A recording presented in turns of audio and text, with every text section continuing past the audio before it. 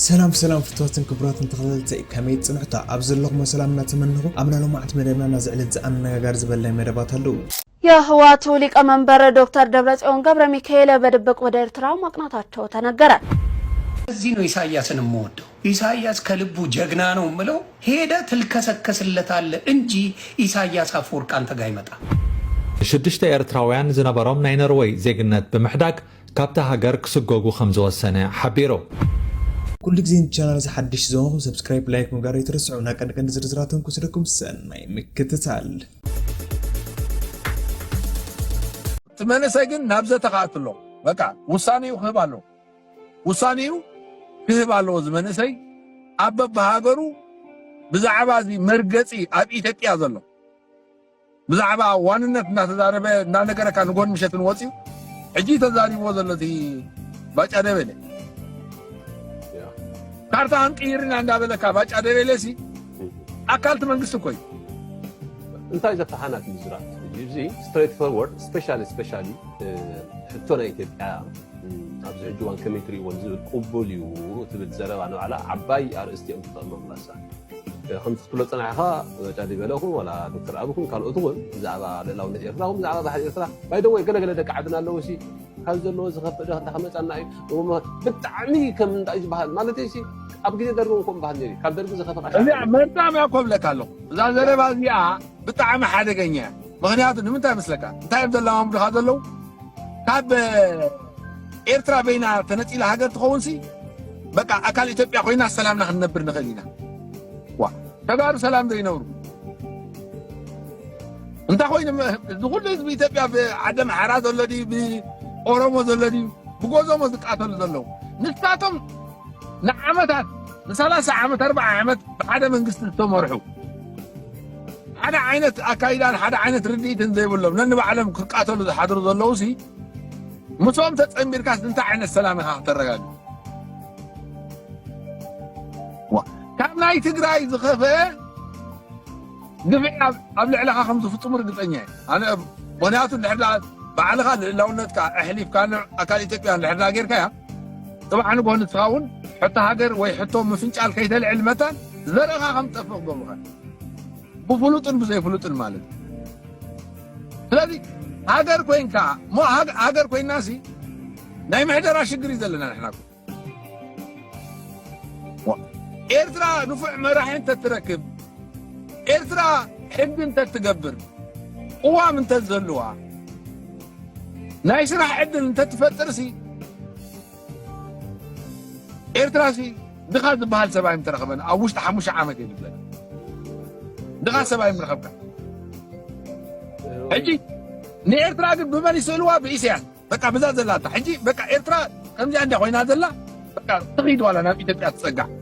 نتني فلاسوني عندي ساباريها زينو ኢሳያስን የምወደው ኢሳያስ ከልቡ ጀግና ነው ምለው ሄደ ትልከሰከስለታለ እንጂ ኢሳያስ አፈወርቅ አንተ ጋር ይመጣ ልክስክስ ትሆናለ ጫማው ስር ይጥላል ኢሳያስ ጀግና ነው የጀግኖች ቁና ጥራ ካልከኝ ኢሳያስ አፈወርቅ እንጠራዋል ሄደ ትልከሰከሳለ ሄደ ኢስዬ ትላለ ያንዳንድ የኢትዮጵያ ፖለቲከኛ ኢሳያስ ጫማ ስር ተደፍታል ይሄ ፋክት ነው መናገረው ሄደ ትደፋለ ማንንም ወሰደው ብልጽግናን ወሰድ ጫማው ስር ነበር ኢሳያስ ጋር ኮኪስ ያቀብሉ ነበር ቀለበት ሲያረጉላቸው ነበር እነ ኢሳያስ ልጥፍ ደረታቸው ላይ ሲሉ ነበር ሆነ ግን አምጣው የኤርትራን ቋንቋውን ላይ ይችላል ሆነ ብታመጣው ሌላው ህዋትን ብታመጣት አሁን ደግሞ አማራውም ሄዷል በሙሉ አግቡናት ሺት ውለድናት ኢሳያስ ለዚህ ምታር መጠምጥ ጀግና ሰው ነመ ይረቅጡ እዛ ሄደ ነው የምትልከሰከሰው ያንዳንድ ለጥቅም እንደዛ ስትሆን ተከበራል أم كميت أنيحكم كبرات تخطاتلتنا كفل إميغريشن نروي دحر زكايدو نوح متصراي نشدشت إيرتراويان زنبرام ناي نروي زيغنت بمحداك كابتا هاجر كسقوغو 5 سنة حبيرو ክፍሊ ኢሚግሬሽን ኖርዌይ ነዚ ስጉምቲ እዚ ዝወስድ ዘሎ እቶም ኤርትራውያን ስደተኛታት ኣብ ግዜ ሕቶ ዕቑቦኦም ዝሃብዎ ቃልን ድሒሮም ዘርኣይዎ ተግባርን ስለ ዝጋራጮ ምዃኑ ተገሊጹ። እዞም ሕጂ ናይ ኖርዌይ ዜግነቶም ተሰሒቡ ናብ ኤርትራ ክምለሱ ተነጊርዎም ዘሎ ኤርትራውያን ፈለማ ኣብ ኖርዌይ ዕቑባ ክሓቱን ከለዉ ኣብ ኤርትራ በደላትን ግፍዕታትን በፂሕና ብምባል ሕቶ ዕቑባ ኣቕሪቦም ዝነበሩ እዮም። እቶም ስደተኛታት ሕቶ ዕቑቦኦም ቅቡል ኮይኑ ጸኒሖም ናይ ኖርዌይ ዜጋታት እኳ እንተኾኑ እቲ ገፊዕና ዝብልዎ ስርዓት ኣብ ስልጣን እንከሎ እዮም ምስኡ ክደናገጹ ተረኺቦም። ቤት ጽሕፈት ኢሚግሬሽን ኖርዌይ ብሓፈሻ ንኣስታት 20 ዝኾኑ ኤርትራውያን ዜግነቶም ዘሕደገ ኮይኑ መብዛሕትኦም ናብ ቦርድ ይግባይ ኢሚግሬሽን ጥርዓን ኣቕሪቦም ነይሮም። ካብቶም ጉዳዮም ዝተረኣየ 9 ከዓ ናይቶም 6 ናይ ምስጓግ ውሳነ ክጸንዕ እንከሎ ናይቶም 3 ግን እቲ ውሳነ ደው ከም ዝብል ተገይሩ ይርከብ። እቲ ቦርድ ኣብ ዝመጽእ ወቕቲ ጉዳይ ናይቶም ዝተረፉ 9 ኤርትራውያን ክርኢ ትጽቢት ይግበር። ክፍሊ ኢሚግሬሽን መንግስቲ ኖርዌይ ብ27 ሕዳር 2025 ሕቶ ዕቑቦኦም ተቐቢሉ ዜግነት ንዝሃቦም ኤርትራዊ መበቆል ዘለዎም ናብቲ ሃገር ብስደት ዝኣተዉ ዜጋታት ኣንጻር እቲ ዘቕረብዎ ሕቶ ዕቑባ ንመንግስቲ ኤርትራ ዘለዎም ደገፍ ንልዕሊ 2 ዓመታት ክምርምር ድሕሪ ምጽናሕ ናይ ኖርዌይ ዜግነቶም ክሕድጎም ይሸባሸብ ከም ዘሎ ገሊጹ ነይሩ። ሓንቲ 5 ኣባላት ዘለውዋ መርማሪት ጉጅለ ንዝሓለፈ 2 ዓመታት ጉዳይ 135 ዜግነት ኖርዌይ ዘለዎም ኤርትራውያን ክትምርምር ጸኒሓ ነይራ። እዛ ጉጅለ መርመራኣ ዘካየደት እቶም ውልቀ ሰባት ኣብ ማሕበራዊ መራኸቢታት ዝጽሕፍዎም ጽሑፋትን ዘርእይዎም ምንቅስቓሳትን መሰረት ብምግባር እዩ። ብመሰረት ውፅኢት እቲ ምርመራ ካልኦት ካብቶም 135 ሰባት እውን ዝተዋህቦም ዜግነት ክሕደጉ ከም ዝኽእሉ ተመልኪቱሎ። ኩሎም ዞም ምርመራ ዝካየደሎም ዘሎ ሰባት ዜግነት ኖርዌይ ተዋሂብዎም ብውሕዱ ን7 ዓመታት ኣብቲ ሃገር ዝነበሩ እዮም። ቅድሚ 9 ኣዋርሕ ኣብ ዝወፀ ሓበሬታ መንበሪ ፍቓድ 20 ሰባት ክሕደግ እንከሎ ጉዳይ ተወሰኽቲ 30 ሰባት ድማ ይምርመር ከም ዝነበረ ይዝከር። ብመሰረት ሕጊ ኖርዌይ ሓደ ሰብ ዕቑባ ንምርካብ ዝሃቦ ሓበሬታ ጌጋ ወይ ሓሶት ምዃኑ እንተተረጋጊጹ ዝተዋህቦ መንበሪ ፍቓድን ዜግነትን ክሕደግ ይኽእል እዩ። እቶም ሕጂ ክስጎጉ ዝተወሰነሎም ሰባት ናብ ኖርዌይ ክኣትውን ከለዉ ካብ ጉድድ ሃገራዊ ኣገልግሎት ማእሰርትን ግህሰት ሰብኣዊ መሰላትን ሃዲሞም መምጽኦም እዮም ገሊጾም። ይኹን እምበር ድሒሮም ንመንግስቲ ኤርትራ ደገፍ ከርእዩ ብምጅማሮም እቲ ዘቕረብዎ ጥርዓን ቁኑዕ ሓበሬታ ከም ዘይነበረ ክፍሊ ኢሚግሬሽን ኖርዌይ የረድእ። መንግስቲ ኖርዌይ ነዚ ኩነታት ብጥንቃቐ ክምርምሮ ዝተደረኸ ቅድሚ 2 ዓመታት ኣብ ከተማ በርገን ኣብ መንጎ ደገፍቲ ስርዓት ህግደፍን ተቃወምትን ብሰንኪ ዝተላዕለ ዕግርግርን ግጭትን ምዃኑ ይፍለጥ። መንግስቲ ኖርዌይ ብዘይካዚ ኣብ ጉዳይ ስግረደባዊ ጸቕጢ ንኤርትራ ኣመልኪቱ ሰፊሕ መጽናዕትታት ኣካይዱ እዩ። ባይቶ ኖርዌይ እውን ተዛቲሉ ነይሩ።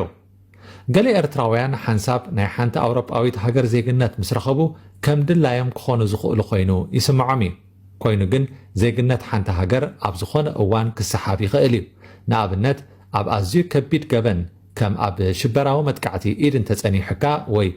ከምዚ ክንከታተሎ ጸናሕና ሕቶ ዕቑባኻ ኣብ እተቕርበሉ ኣታሊልካ ብሓሶት መንበሪ ፍቓድ ረኺብካ እንተ ነርካ ዜግነትካ ክትምንጠል ተኽእሎታት ኣሎ። መንግስቲ ብልጽግና ከምቲ ምስላ ወለድና ጭግራፍሲ ባዕላ ሃሪማ ተእውዝ ዓይነት መግለጺ ከም ዘውፅእ ተገሊጹ። ኣብ ዝሓለፈ ዓመት ክራማት ፕሬዚደንት ኢሳያስ አፈወርቂ ሸውሃት ናይ ኩናት የብልናን ኣብ ልዕሊ ጎረባብትና ሕቶ ወይ ጥሙሕ ናይ ግዝኣት እውን የብልናን እንተ ደኣ ተጠቂዕና ግን ከመይ ጌርና ነብስና ከም እንከላኸል ንፈልጥ ኢና ክብል ምስ ማዕከናት ዜና ውሽጢ ሃገር ኣብ ዝሃቦ ቃለ መሕተት ነቲ ነቕ ዘይብል መሰረታዊ መትከል መንግስትን ህዝብን ኤርትራ ገሊጹ ምንባሩ ዝዝከር እዩ። ነዚ ንጹር መግለጺ ፕሬዚደንት ኢሳያስ አፈወርቂ ዝዘንግዐ ዝመስል መንግስቲ ብልጽግና ግን ትማሊ 6 ነሓሰ ሻዕብያ ናይ ኢትዮጵያ ሰላማዊ ትዕግስቲ ፈታተና ኣሎ ክብል ጭግራፍሲ ባዕላ ሃሪማ ተእውዝ ዓይነቱ መግለጺ ብሃገራዊ ማዕከን ዜና ኢትዮጵያ ገሊጹ። እዚ ባሕሪ ኤርትራ ንምውናን ነቲ ቅድሚ 8 ዓመት ህዝብታት ክልቲአን ጎረባብቲ ሃገራት ተስፋ ዝገበርሉ ዳግማይ ጭራ ሰላም ኣጸልሚቱ ባሕሪ ዝብል ትረኻ ክደጋግም ዝሓገየ ገዛኢ ሰልፊ ኢትዮጵያ ካብ ፈለማ መንግስቲ ኤርትራ ንሰላማዊ ውሳኔ ዝጻረርን ምስ ኣብ ትግራይ ዝርከቡ ጉጅለታት ዝገብሮ ዘሎ ምትሕባሩን ነቲ ዞባ ኣብ ሓደጋ ዝእቱ ተግባራት እዩ ክብል ልዕላዊ ግዝኣት ሓንቲ ሃገር ዝጥሕስ መግለጺታቱ ብምርሳዕ ከም ተበዳሊ ከጠንቅቕ ተሰሚዑ። ከምቲ ብፕሬዚደንት ኢሳያስ ንህዝቢ ኢትዮጵያ ኣብ ዘይድልዮ ኣዕናዊ ኩናት ኣይተእትውዎ ሽግራትኩም ኣብ ምፍታሕ ኣተኩሩ ዓዲ ባዕሉ ዝተባሉ መራሕቲ ሰልፊ ብልጽግና ምስ መንግስቲ ኤርትራ ዘለዎም ዝምድናን ሕቖን ከብዲ ምዃኑ ተረዲዮም ኣብ ኣስመራ ዝርከብ መሪሕነት ሓበራዊ ልምዓት ኣይደልን ይኽብሉ ኣብቲ ናይ ጭንቀት መግለጺኦም ብንጹር ኣስፊሮም እቲ ሰልፊ ነዚ ዝገልጸሉ ዘሎ ቀንዲ ምኽንያት ኣብ ዝቐረበ እዋን መራሕቲ ሕወሓትን ንኹናት እምብዝ ዝብል ዘሎ ህዝቢ ትግራይን ንወተሃደራዊን ኣዘዝቲ ሰራዊት ኤርትራ ብምዕሩግ ኣገባብ ኣብ መሬቱ ድሕሪ ምቕባል እዩ። እዚ ፍጻሜ ዞባዊ ሓደጋ እዩ ዝበለ መግለጺ ሃገራዊ ማዕከን ዜና ኢትዮጵያ እዚ ካብ ዲፕሎማስያዊ ርክብ ሓሊፉ ንልእላውነት ኢትዮጵያውያን ውዕል ፕሪቶርያን ዝብድር እዩ ክብል ገሊጽዎም። ካልእ መንግስታዊ ቴሌቪዥን ዝኾነት ፋና ሚድያ ብሮድካስቲንግ ሃገራዊ ስጉምቲ ንኽውሰድ ሎሚ 7 ነሓሰ ኣብ ናይ ኤክስ ወግዓዊ ገጹ ጻውዒት ኣቕሪቡ። እታ ቴሌቪዥን ኣብቲ ሓፂር መግለጺኣ ማሕበረሰብ ዓለም ኣብ መንጎ ኤርትራን ሰሜናዊ ክፋል ኢትዮጵያን ዘርእዮ ዘሎ ስቕታ ንዞባዊ ጽልእ ጥራይ ዘተባብዕ ኩነታት ከም ዝኾነ ገሊጻ። ከምኡውን ብተወሳኺ ውድብ ሕብራት ሃገራት ሕብረት ኣፍሪቃን ሃገራዊ መሸረቕትን ኣብ ልዕሊ መንግስቲ ኤርትራ ዝተዋሃደ ዲፕሎማስያውን ቁጠባውን ጸቕጢ ግድን ክገብሩ ከም ዘለዎም እታ ቴሌቪዥን ጠቂሳላ። የህወሓቱ ሊቀመንበር ዶክተር ደብረጽዮን ገብረ ሚካኤል በድብቅ ወደ ኤርትራ ማቅናታቸው ተነገረ። የህወሓት ሊቀመንበር ዶክተር ደብረጽዮን ገብረ ሚካኤል በዛላምበሳ በር በኩል በድብቅ ወደ ኤርትራ ያቀኑ ሲሆን ጉዞ በሚስጥር እንዳይወጣ ተፈልጎ የነበረ ቢሆንም በአቀባበሉ ላይ በተሳተፉ የኤርትራ አካላት አማካኝነት ይፋ መሆኑ ተሰምቷል። ድርጅቱ ህወሓት የጉዞውን መረጃ ሚስጥራዊ አድርጎ ለማስቀረት ጥረት ቢያደርግም የአቀባበሉ ሂደት መረጃ በአደባባይ በመውጣቱ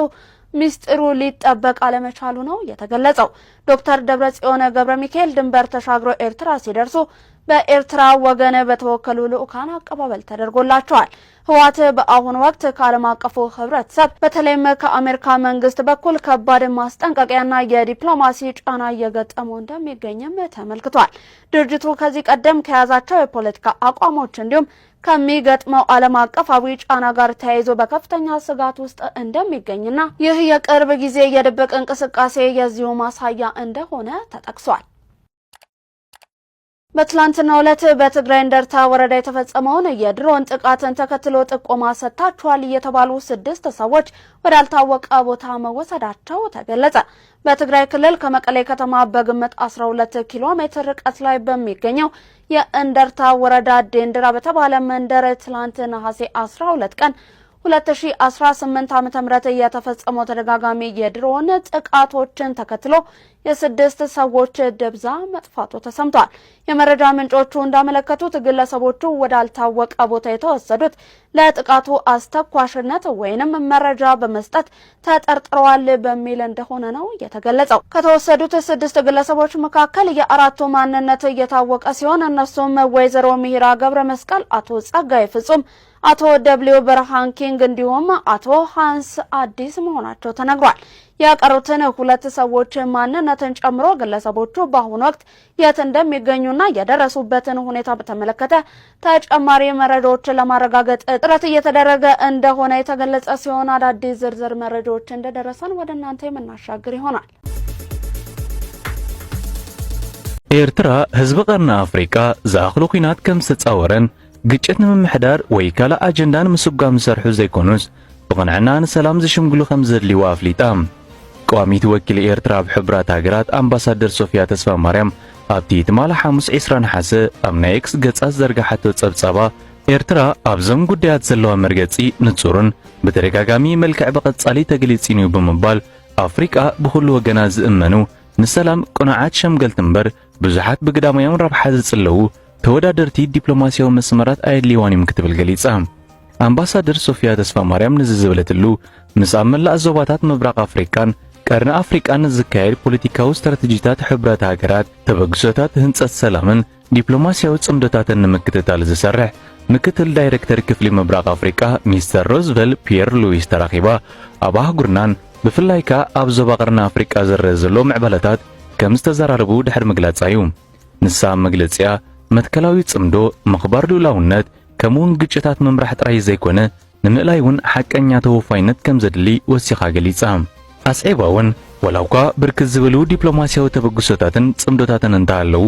ኣብ ዞባ ቀርኒ ኣፍሪቃ ሓያሎ ዘይተፈትሑ ግጭታት ዜጋታት እቲ ዞባ ህይወቶም መነባብሮምን ሰላማዊ መጻዮም ተስፋ ሲኢኖምሉ ኣብ ዘለውሉ እዋን እቶም ውጋት ይቕጽላሉ ብምባል እዚ ዞባ ናብኡ ንዝውሕዙ ኣጽዋርን ግዳማዊ ረብሓታት ዝወዳደሩሉ መድረኽ ከም ዝኾነን ከምኡውን ማሕበረሰብ ዓለም ብዙሕ ግዜ ነቲ ምፍሳስ ደም ደው ንምባል ትርጉም ዘለዎ ስጉምቲ ክወስድ ከም ዘይከኣለን ወይ ድማ ድሌት ዘይብሉ ይመስል ኣሎ ክትብል መብሪ ይባትሉ። ሰላም ብዝተመርጹ ጽምዶን ጂኦፖለቲካዊ ቀማረታት ወይ ድማ ተወዳዳሪ ስትራቴጂካዊ ረብሓታት ብምድላይ ክህነጽ ኣይክእልኒ ዝበለት ኣምባሳደር ሶፊያ እዚ መሰረታዊ ፍታሕ ንኽረክብ ንኹሎም ወገናት ምስማዕ ሱር ጠንቂ ግጭት መፍታሕን ከምኡውን ተግባራውን ዘላቕን ፍታሕ ንምርካብ ፖለቲካዊ ድሌትን ኩነታት ምዕባይን ከም ዘድሊ ገሊጻ። ኣብ መወዳእታ መግለጺያ ድማ ህዝቢ ቀርኒ ኣፍሪቃ ዝከኣሎ ተጻዊሩ እዩ ብምባል ግጭት ንምምሕዳር ወይ ካልእ ኣጀንዳ ንምስጓም ዝሰርሑ ዘይኮኑስ እሙናት ናይ ዝኾነ ጸግዒ ዘይብሎም ንሰላም ብቕንዕና ዝሰርሑ ሽማግለታት ሰላም ከም ዘድልይዋ ረድያ። እንተዘይኮይኑ ዞባና ዋጋ እንዳኸፈለ ዓለም ሰቒላ ክትቅጽል ኣይትኽእልንያ ብምባል ኤርትራ ባህናፂ መገዲ ክትዋሳእ ዘለዋ ሓሳብ ከተካፍልን መፍትሒን ምድላይ ከም እትቕጽሉና ተሓሳሲባ። ኤርትራ ተጻዋርነት ዘለዎ መባእታዊ ክንክን ጥዕና መሰረት ክልቲኡ ዝተመሓየሸ ውጽኢትን ዝሓየለ ውሕስነት ጥዕና ምዃኑ ብጽኑዕ ከም እተኣምነሉን ትሰርሓሉን ተገሊጹ። ኣብ ኬንያ ኣብ ዝተኻየደ ራብዓይ ዞባዊ ናይ ሚኒስትራት ኣመሓዳሪት ኮሚተ ኤርትራ እቲ ኣኼባ ኣፍሪቃ ዞባዊ ቀዳምነታት ምስ ኣጀንዳ ድሕነትን ሉላውነትን ጥዕና ኣፍሪቃን ምስምማዕ ተጻዋርነት ዘለዎ መባእታዊ ክንክን ጥዕና ክታበት ውህደት ሕብረተሰብን ድልውነት ለበዳን ንምሕያል ትሰርሕ ብምህላዋ ኣገዳሲ ፍጻሜ ከም ዝኾነ ብስም ሚኒስትር ጥዕና ኣምና ነሩ ሕሴን ኣብቲ ኣኼባ መደረ ዘስምዐ ኣምባሳደር ኤርትራ ኣብ ኬንያን ታንዛንያን ኣቶ በይነ ርእሶም ገሊጹ። ኣምባሳደር በይነ ርእሶም ኣብ ከም ዝተመስረተ መባእታዊ ኣገባብ ክንክን ጥዕና ኣብ ትሑት ሰማዊ ክፍሊት ኣገልግሎትን መሰረታዊ ቀረባት ክንክን ጥዕና ዝተመርኮሰ ናብ ገጠራት ርሑቕ ከባቢታትን ሰብ ክሳግምን ዜጋታት ዘስፋሕፍሐ ወፍሪ ጌርና ኣለና ኽብል ኣብ ሃገርና ዝተዓሙን ዝተመዝገብን ውጽኢት ናይቲ ጽላት ብምጥቃስ ገሊጹ። ኣስዒቡ እውን ዓንዲ ሕቖ ናይ ዝጽላት ልዕሊ 300 ትካላት ጥዕናን ኣብ ምልላይ ሕማማት ክንክን ጥዕና ኣዴታትን ህፃናትን ከምኡውን ምድንፋዕ ጥዕና ከም ቀዳማይ መስመር ምክልኻል ኮይኖም ዘገልግሉ ዘለዉ ልዕሊ 3000 ናይ ጥዕና ወኪላት ማሕበረኮም ዝሓዘ መርበብናዩ ኽብል ናበርክቶ ሰብ ሞያ ሃገርና ኣፍልጦ ብምሃብ መብርሂ ሂቡ። ብመገዲ ዝሰፍሐ ናይ ክታበት መደብን ዝተዋደደ ምሕደራ ሕማም ህፃናትን ኣንቢላ ኤርትራ ካብ 1990 ጀሚራ ልዕሊ 900ዊት ሽፋን ክታበት ከም ዘውሓሰትን ከምኡ ድማ ሞት ትሕቲ 5 ዓመት ህፃናት ብልዕሊ 700ዊት ከም ዘጎደለቶ ከም ኣብነት ጠቒሱ። ኣምባሳደር በየነ ልዕሊ 8500ዊት ካብ ባጀት ጥዕና ኤርትራ ካብ ውሽጢ ሃገርናዩ ብምባል እዚ ድማ ንልላውነት ጥዕና ዘለና ጽኑዕ ተወፋይነት ዘንጸባሪቑ ይኽብል ኣረድዩ። ብተወሳኺ ኣብ ዲጂታላዊ ጥዕና ብፀሓይ ውፅዓት ዝሰርሑ ትካላት ጥዕናን ኣብ ውሽጢ ሃገር ንዝፍጠሩ ሕፅረት ኣገደስቲ መድሃኒታት ምፍራይ መንግስቲ ኤርትራ ብሓጎስ ከም ዝቕበሎን ኣፍሊጡ። ኣብ መወዳእታ ድማ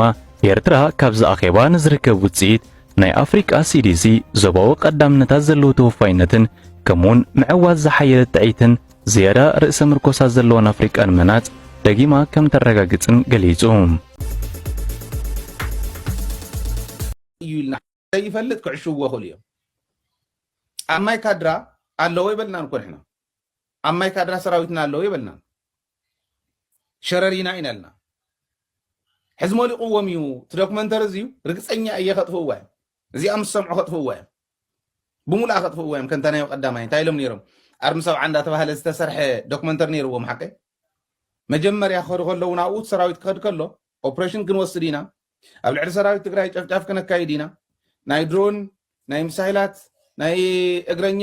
ኩሉ ዓይነት ጨፍጫፍ ክንገብር ንኸድ ኣለና መኑዑ ተባሂሎም ብሄሊኮፕተር ዶ ሚድያ ሒዞም ከይዶም ክቆርጾ ይከኣሉን ዝቕረጽ ነገር የለን እያ ክቆርጽዎ እንድሕር ኮይኖም ዝቆርጽዎ እቶም ኣምቡላንስ ጥራሕ እንተይኮና ናይ ግሊ ናይ ፐብሊክ ትራንስፖርት መኻይኑ እውን መሊኦንኦ ዝነበራ ናይ ኢትዮጵያ ሰራዊት ውቁዕ እዩ እዚ ቆርጾ ይተደለየ ደመቀ ዘውዱ ብፅፊዒት ዝወቕዖ ጋዜጠኛ ምስክርና እዩ እንታይ ኢና ኮይንና ደኣ ሞራልና ወዲቑ ኣነ ኣብ ሻዕብያ ክንዘምት ከለና ከምዚ ይነበርናን ኣነ ሽዑ ከይደ ነይረ ከምኡ ይነበረን ሰራዊትን ሓብኡ እንታይ ኮይኑ ገለ ምስ በለት ብፅፊዒት ወቂዕዎ ደመቀ ዘውዱ እዚ ብምሉእ ተሪፉስ ፌክ ነገር ሰሪሖም ፌክ ኮመንተሪ ሰሪሖም ህዝቢ ከታልሉ ህዝቢ ከደናግሩ ይኸዱ ኢትዮጵያውያን እውን እቲ ዶክመንተሪ ናይ ሓሶት ዶክመንተሪ ምዃኑ ንኽፈልጥዎ ብቋንቋኦም ክንነግሮም ኢና ገና ብዙሕ ነገር ክንሰርሕ ኢና ማለት እየ ስለዚ ሓድሽ ናይ ሓሶት ዶክመንተሪ ሳልሳይ ግዜ ምስርሑ እዩ ናይ መጀመርያ ኣርሚ 70 ኣለዉ ኢሎም ሰሪሖም ኣርሚ 70 أنت أرم سو عكو إنورون 13 مستبهله أرم سو على كاب كالي بوتا أنيرا لذي 13 أيمن يروم مستبهلم بار أرم سو عزبلو سيهم سرحوه أي كالي يجا في الطريق كال أي سرح توايلو بعد دام ورا يحيى 500 إتدو 600 إتدو تماريهم داول سرحوه أب نا يوتيوبن كالي إنزربحوه قوم نجري لهم قصيرهم مالي كال أي دوكمنتر تلا غنسي انترفيو يا غيرهم بعد دام ورا يحيى حزب تግራይ كأمنهم كم غيرهم كدناغري أمكيرهم حزب سالساي نسالساي ጊዜ ስራሕ ዘሎ لما عن سحلفوه تمالي مشات مالتي زحلفوه حزون ياو زغيد زل انا بملؤ كريو خلوس تايليلس ناي ماي كادرا دفعنا قريكم يلو ناي ماي كادرا خايدم شررينا خوينهم ماي كادرا اتيم حزي سراويتنا زنو ورلون تزولو زلون سماين مريتن مخانو ترحقوت بتعم رحق مخانو رداني تزلو لبوتا ابيولنا حديثنا ون فلفلاتنا سلاز حبرونا ازي عين الدوكمنتر غيرهم حزب خيدناغرو فلاي حزبنا خيدناغر صبق نغرو قدمنا سلنوصح زلنا ازي حلف دالي عقل صبتي نخلت نجر ايو خم غرز حلفو زلو تحاده اتعلموا وزنبره حزب تግራይ رؤس قدنن سراويت تግራይ كبتن منسي تግራይ كفرحيو يترف دلومي مدافع ونينو درونات ونينو زمناو مسارح ونينو بعسرتات شحات إفنات بمائة شحات وصيو عسرت حدا سب كوينو زعرق غاندين زعرق شقوط انحيزو برخا وصيون ايسغن حزب تግራይ حزباوي علامه زحازه تقرالاي كسعر يغل بحلنا درجه حزباوي علامه زحازه تقرالاي كسعر يغل مجمريات كوزيو تعلامه ايفالويت تقبرو تعلامه ايفالويت تقبر تعلامه حزباوي علامه اندحر كوينو حزب حسكا سلتاتو كل غزي سعراي إيخا مالت سلازي زي أمين زخيد حزبي بو غيرهم كرعدو يخولن عقل صبتهم جن اترؤس غدنن دلينا يزنبرنا حزبي رؤس غدنن يكعلن انتاي نكبر يتو حتوهم مالت اتغالا حتوهم مالت اتغالا عقل صبت زولا زلهو اتصمدو انت جميرو ملس مهاب انت جميرو ناي سومون ياتخون انت دفي عقل التسومون ياتخون مغنياتو اندحر ملس مهاب جميروم كاب بوردر تግራይ جميرو اسكاب شوا اسكاب سمين شوا تزرغح سراويتي اوريدي زعتوي كاب تግራይ توغيسو ولديا حزه دسي حزه دبره برهان حزه قال حزه داتو زخير يكون اوني سراويت اب تግራይ كبابي اب بوردر تግራይ قبو تحز كلو اب بوردر اديس ابا دبره برهان دبره سينا يستحز شواربيتي يستحز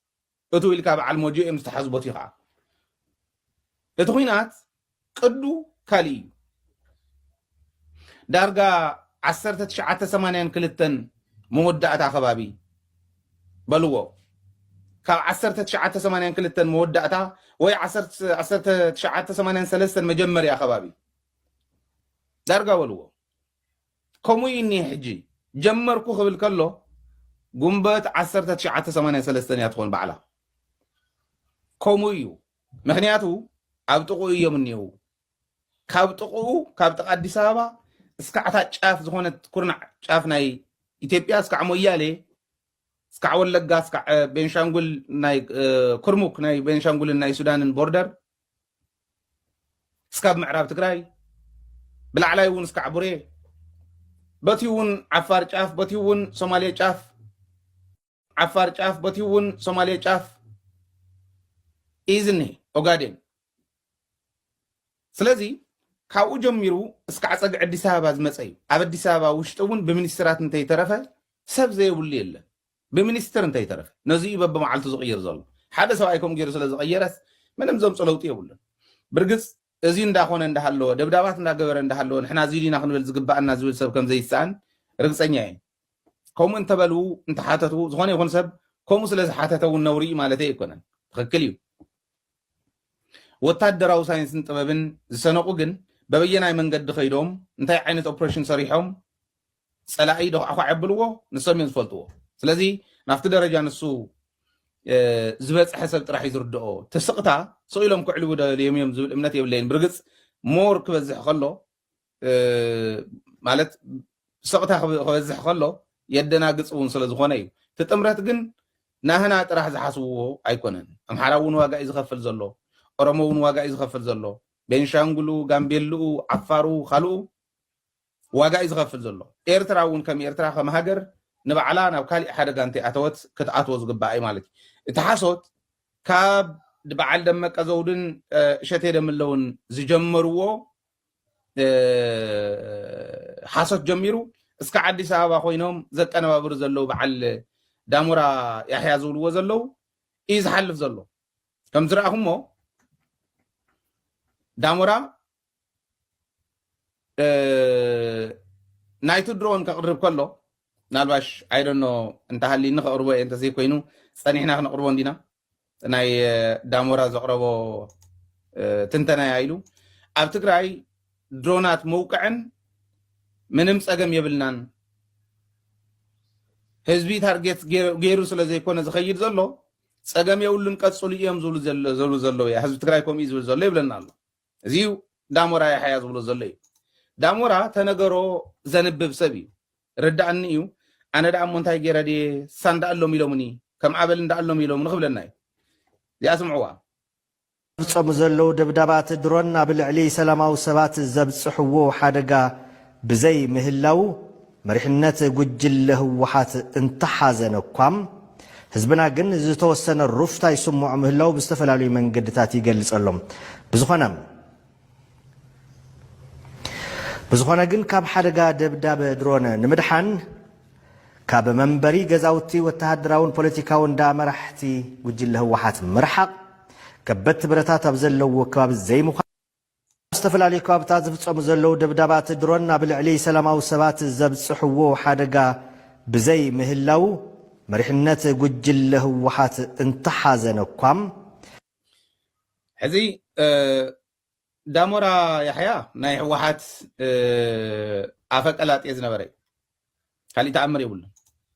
ዳሞራ ያሕያ ምስ ኣተወ ስልጣን ኣይተዋህበ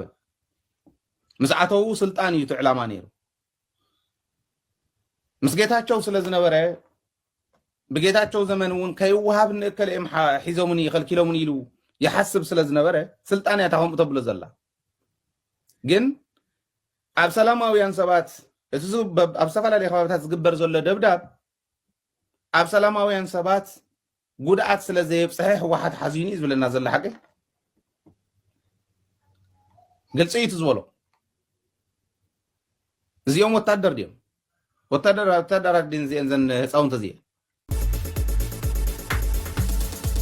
ናሎም ዓንቲ መደብና እዚ ምስሊ ነይሩ ቀፃሊ ብሓድሽ መደብ ስካ ንረኸብ ኣብዚ ዘለኹም ሰናይ ምነየልኩም